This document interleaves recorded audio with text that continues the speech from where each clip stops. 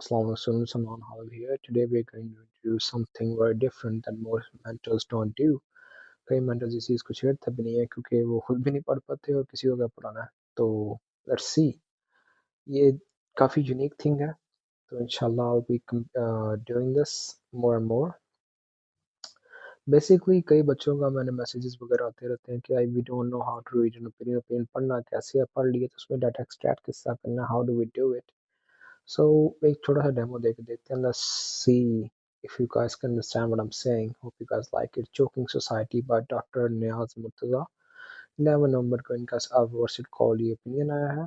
इनके ओपिनियन अच्छे थे. इसके अलावा और भी ओपिनियंस मैं इंशाल्लाह शेयर करूंगा. YouTube, CSS Navigator and other opinions and all that. But if you want to take classes हमारी हुआ करेंगी every 5 days a week. Half an hour class होगी will meet. And कोई ज़्यादा फीस नहीं है. If anybody wants to join, hit me up. Let's just start. Let's just we're gonna do it. Societies form state structures to optimize their welfare. अब ये society से बात start कर रहा है तो सोशियोलॉजी के थोड़े से एस्पेक्ट बीच में डाल रहे हैं पर सोशियोलॉजी के एस्पेक्ट से स्टार्ट करते हैं. He saying societies form state structures to optimise their welfare. Societies कोई भी सोसाइटी हो स्टेट स्ट्रक्चर बनाती है अपनी वेलफेयर बनाने के लिए. Hospitals health infrastructure and all these things like military अपनी वेलफेयर अपनी चीज़ों को बेहतर करने के लिए right. But strong societal actors soon capture them for their own interest. अब वो कह रहा है strong societal actors जैसे कि elite class, जैसे कि autocracy, जैसे कि powerful people like in judiciary, bureaucracy, anybody, army, establishment in the case of Pakistan, ये social societal actors अपनी इन सब चीज़ों को कैप्चर कर लेते हैं इन स्टेट स्ट्रक्चर्स को अपने इंटरेस्ट के लिए. स्टेट के इंटरेस्ट के लिए अपने इंटरेस्ट के लिए.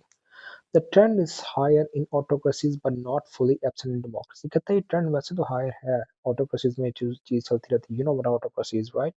यहाँ पे कुछ लोग जो नॉन इलेक्टेड हैं ऊपर आके बैठ जाते हैं. ओके बट वो कह रहे हैं डेमोक्रेसी में भी चीज एब्सेंट नहीं है. For example in America Elon Musk like I am giving guys live examples. This इस तरह मैं पढ़ाऊंगा with examples and everything. He is not a elected person, but he was a part of the government, and many other Trump officials are not elected at all, and they are part of the government. It invariably leads to conflict with excluded groups. कह रहा है इससे conflict पैदा हो जाता है उन groups के साथ जो एक्सक्लूड कर दिए जाते हैं. Like you can say bourgeoisie or proletariat Marxism वाली बात. You can say neo Marxist thought के जो लोग एक्सक्लूड कर दिए poor class middle class upper middle class जो एक्सक्लूड कर दिए उनसे कॉन्फ्लिक्ट हो जाता है. More so if dominant groups impose an elitist economy. मसला तब ज़्यादा हो जाता है जो dominant groups हैं वो एक elitist economy impose कर दें आपके ऊपर. elitist economy क्या है? वही neo Marxist जो उनको फ़ायदा दे सिर्फ एलिट्स को और आप सारे व्हाट्स इट कॉल्ड आपका होम चूज के ऊपर सारा पैसा उनके पास जाए. Elite class cut political freedoms and crush dissent. Political freedom को खत्म कर देते हैं और डिसेंट यानी कि जो उनके खिलाफ बोलता है उसको क्रश कर देते हैं. Let's start. we have we have long been a classic case of such perverse trends. हम वो अपनी एग्जांपल दे रहे हैं. हम एक क्लासिक केस के तौर पर सामने आ रहे हैं इस ट्रेंड्स के इन ट्रेंड्स के अंदर. But things have reached unusual depth under the hybrid regime. कह रहा है चीज़ें अब एक unusual depth पे चली गई है. बहुत ज़्यादा वर्सेट कॉल बात unusual हो गई है. बहुत गहराई में चली गई है. In this hybrid regime, इस hybrid regime की बात कर रहा है in so many ways. अच्छा वो क्या है जी? The first one is the huge concentration of political power. कह रहा है कि फर्स्ट पॉइंट ये है कि बहुत ज़्यादा पॉलिटिकल पावर की concentration इस regime के पास है. Vertically from local to federal level. Vertically होता है और हॉरिजॉन्टली होता है. सोशियोलॉजी में ही पढ़ते हैं वर्टिकल और हॉरिजॉन्टली. थोड़ा सा उससे सोशियोलॉजिकल एस्पेक्ट दिया हुआ है तो इसको सोशियोलॉजी में भी यूज़ किया जाता है कि पॉलिटिकल पावर कंसंट्रेशन किसके पास है इस वक्त. हाइब्रिड regime के पास elite क्लास के पास. From what's it called local to federal level, we don't have basic democracies. We do not have what's it called local community elections. local से लेके federal level तक ऊपर से हुकूमत नीचे से मानना पड़ता है सारों को. Horizontally from one state pillar to the executive, one from other state pillars to the executive. सारे स्टेट पिलर्स एग्जेक्टिव के यानी कि उनके पास चले गए सारे के सारे. एग्जेक्टिव ही यानी कि सारी पावर लेके बैठ गए इस वक्त. And laterally from civilians to non civilians. Laterally वो कह रहा है कि सिविलियंस से नॉन सिविलियंस के पास पावर जाई जा रही है. Civilians were never so hapless in a civilian era. कह रहा है सिविलियंस एक सिविलियन एरा जो सो कॉल्ड डेमोक्रेसी चल रही है, इतने वर्सिट कॉल्ड बेचारे कभी इतना बुरा उनका हाल नहीं था जो इस वक्त चल रहा है। अब मैं थोड़ी सी अपना पॉइंट ऑफ व्यू दूंगा इस पैराग्राफ के बाद। ये बात सिर्फ इस गवर्नमेंट की नहीं है, इस रिजीम की नहीं है, इससे पहले वाले रिजीम 2018 से जब इमरान खान के दौर से शुरू हुई है, ये सब कुछ मुसीबत हमें वहां से देखनी पड़ी है। तो we don't I don't align with anybody politically, I don't care. So PTI, PMLN, both, दोनों बराबर ही है इस वक्त, कोई फर्क वाली बात नहीं है। जो ओपन बात है, जो फैक्चुअल बात है, वो बात करनी चाहिए। अच्छा, courts have faced the most fury for both giving a few mild verdicts against top guns of the Twin Cities। कह रहा है कि कोर्ट्स इस वक्त बहुत ज़्यादा फ्यूरी फेस कर रही हैं क्योंकि वो कुछ उन्होंने कई वर्डिक्स ऐसे दिए हैं जो top guns, super top guns बैठे हुए हैं, लाइक यानी कि आर्मी ब्यूरोक्रेट्स वगैरह, उनके खिलाफ जो उन्होंने कहते हैं वर्डिक्स वगैरह दिए हैं, अपने वो बातें की हैं और जो फैसले दिए हैं। जो twin cities, what are the twin cities? अब यहाँ पे कौन आता है? मेंटर काम आता है ना, रावलपिंडी और इस्लामाबाद। वी टॉकिंग अबाउट कि वहाँ से सारी पावर एग्जीक्यूट हो रही है। The constitutional court proposed in the 27th, अब ये आ रहा है सोशियोलॉजी से हट के सारी बात जा रही है, अब ये इधर कॉन्स्टिट्यूशन की तरफ आ जाए। Constitutional court proposed in the 27th amendment is the last straw to break the back of the crawling camel of a free judiciary। Constitutional court जो बनने वाली है 27th अमेंडमेंट के जरिए, ये लास्ट स्ट्रॉ है। He is talking about an idiom जिसके जरिए कह रहा है break the back of the crawling camel, जो कैमल पहले ही क्रॉल कर रहा था उसकी बैक तोड़ने की बात हो रही है फ्री जुडिशरी के बारे में। इन मैनी स्टेट्स अर्लियर जजेस lack the power to review constitutional issues. पहले ही कई जगहों पे जजेस के पास इतनी पावर नहीं थी कॉन्स्टिट्यूशन इश्यूज और फोर्स बेसिक राइट करते। वो थोड़ा सा मैं इख्तलाफ करूंगा, हमारे पाकिस्तान में जजेस भी कोई इतने नेक पाक साफ नहीं है। More than 30 million cases are pending and Supreme Court के अंदर काफ़ी केसेस पेंडिंग है। तो वो अपना काम तो कर नहीं रहे, वो सियासत कर रहे हैं। चलें आगे चलते हैं।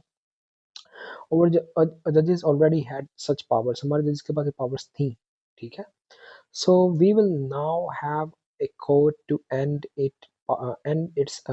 this power via clauses that will back it with the docile judges। वो कह रहा है कि अब ऐसी कोर्ट आ जाएगी जिसमें docile judges होंगे। docile judges मतलब यानी कि यूजलेस किस्म के जजेस आ जाएंगे जो नए क्लॉजेस के जरिए 27 अमेंडमेंट की बात हो रही है।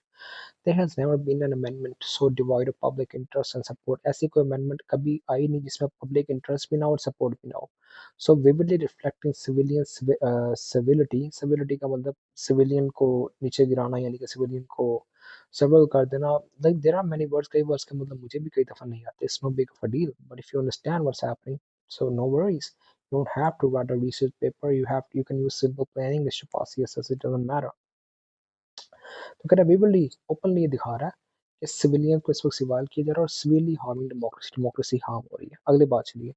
Second way is externally coating dangerous layers, okay, liaisons, sorry, fatal attractions and indecent proposals that in many that may increase insecurity। कहता है कि अब वो जरा हट रहा है जुडिशरी वगैरह से बात करके, हम एक नई व्हाट्स इट कॉल्ड कर रहे हैं लियाज़ोन, यानी कि नई दोस्तियां बना रहे हैं। फेटल अट्रैक्शन वो होती है कि किसी से अट्रैक्ट होना जो हमारे लिए व्हाट्स इट कॉल्ड जिसे कहते हैं जहर कातिल हो।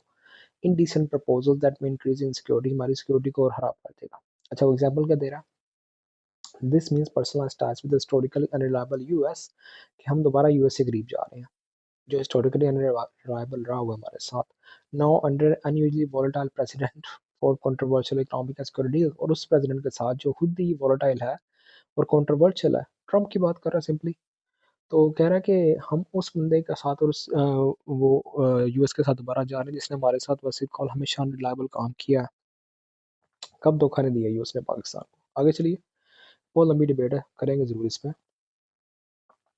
दूसरी तरफ risky defence pact with Saudis, हमने एक रिस्की डिफेंस पैक्ट किया सऊदी से, रिस्की इस वजह से कि उसका फायदा कोई नहीं हो रहा। अफगानिस्तान पे हमला कर देता है, इंडिया पे हमला कर देता है। हर इंडिया ने डायरेक्ट अटैक तो कोई नहीं किया, अफगानिस्तान ने फिर भी किया, लेकिन Saudis did nothing, like they didn't enter.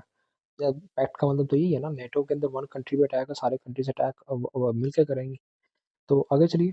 Needless armed forage westward, हम नीडलेस कहते हैं वेस्टवर्ड की तरफ बड़े अच्छे वेस्टवर्ड के जानी उनकी तरफ बड़े जानी के उनका हमारा ताल्लुकात अच्छे हो रहे हैं। Possible plan to send boots to Gaza, अब हमारे प्लान ये वो गाजा पीस पैक्ट की बात कर रहा है। देखिए ये सारी बातें एक एक लाइन में कहाँ की बात कहाँ लेके जा रहा है। क्या ये आम बच्चा कोई समझ सकता है?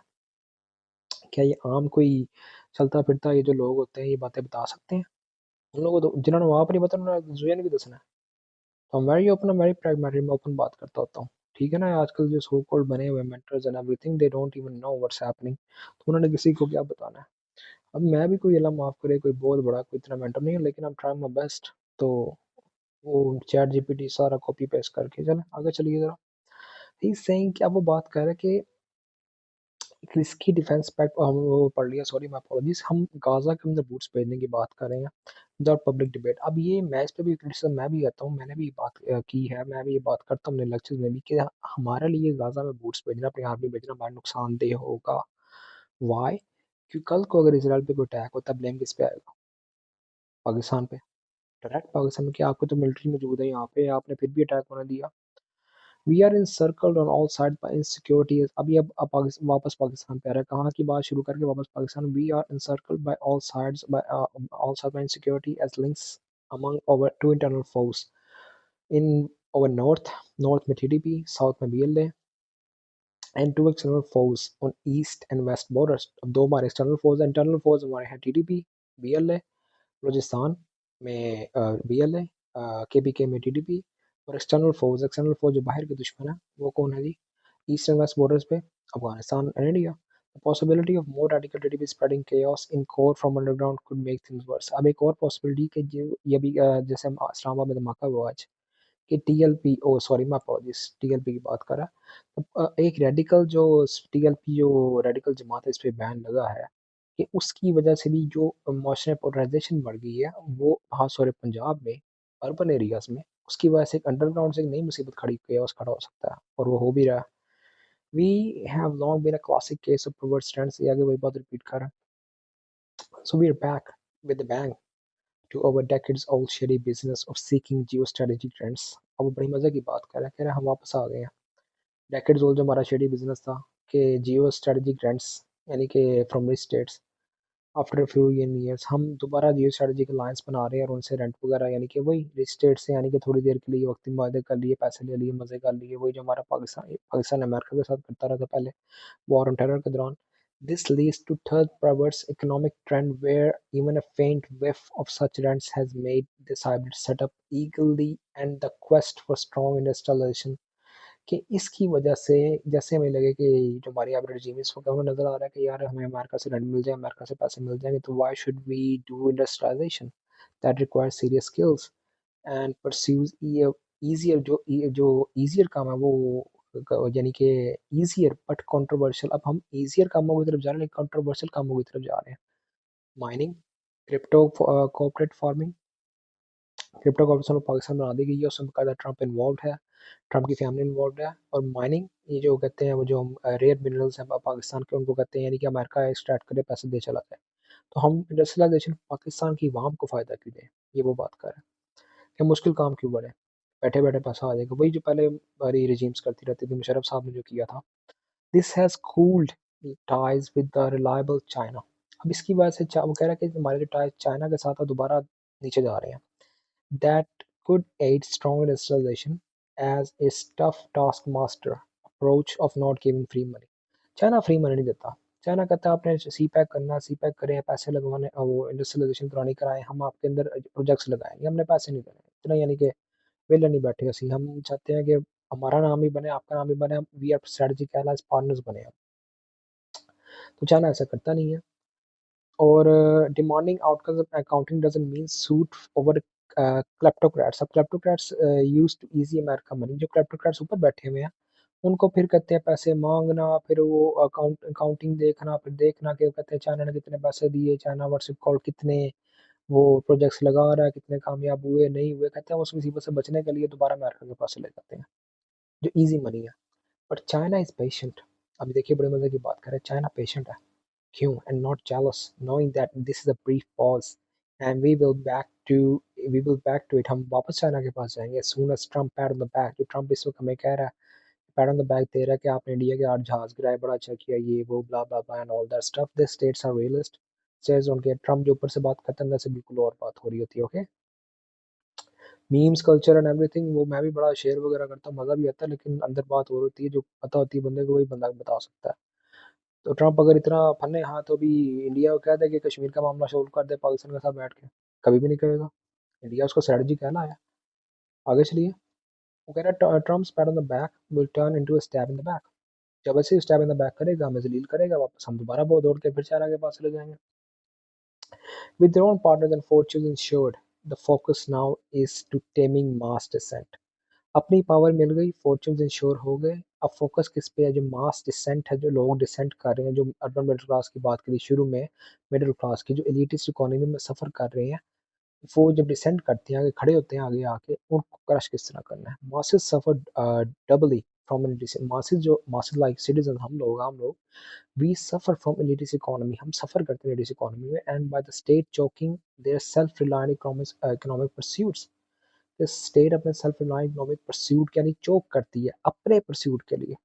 for example we are curbs on internet, example दे रहा है, इंटरनेट बंद करना, क्रैकडाउन करना हॉकर्स पे, स्मॉल बिजनेसेस पे।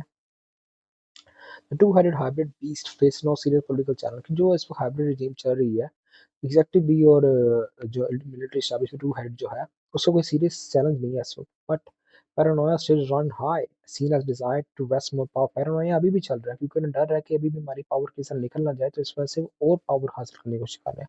This partly reflects the grim fate of Byzantine setup that feared traitors more than the force. अब बैजेंटाइन एम्पायर की बात कर रहा है, पुरानी, बहुत पुरानी। देखिए, इस वजह से कहता हूँ ओपिनियंस पढ़ना किसी फन हाँ का ही काम है और बड़े मजे से समझना भी बड़े हाँ का ही काम है। This partly reflects the grim fate of Byzantine। मैं अपनी कोई boasting नहीं कर रहा, showing you what it is, कहाँ की बात कहाँ लेके जा रहा है। Grim fate of Byzantine set up that fear traitors must traitors more than foes। वो traitors को यानी गद्दारों को अपने दुश्मनों से ज्यादा कहते हैं, उनसे डरते थे वो। बाइजेंटाइन एम्पायर की बात हो रही है। Large number of dissents have been jailed and abducted। अब के जो उनके खिलाफ ऐसे regime के खिलाफ बात करें, उनको कहते हैं जेल कर दिया, abduct कर दिया जाता है। मीडिया इज मफल्ड, मीडिया को बंद कर दिया गया, बिल्कुल चोक कर दिया गया। And protest routinely crush, protest को बार बार क्रश किया जाता है। येट अनईज परसिस्ट, फिर भी अनईज है in the halls of power, जिसे कहते हैं अपर echelons of power, as seen in the failed attempt to restore executive magistrate to control the।